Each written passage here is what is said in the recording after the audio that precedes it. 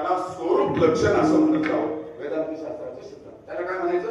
स्वरूप लक्षण. म्हणून भगवंताचं स्वरूप लक्षण आणि संतांचं स्वरूप लक्षण सारखंच आहे.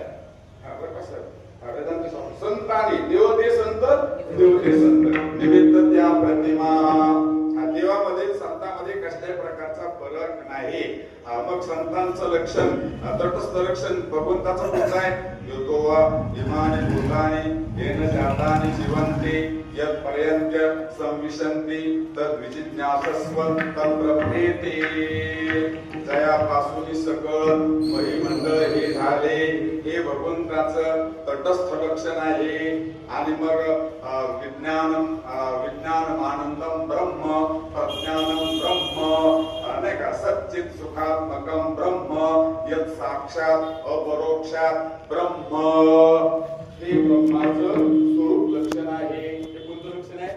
स्वरूप लक्षण आहे. आमच्या तुकोबारायांनी भगवंताचं स्वरूप लक्षण सांगितलंय का अभंगामध्ये?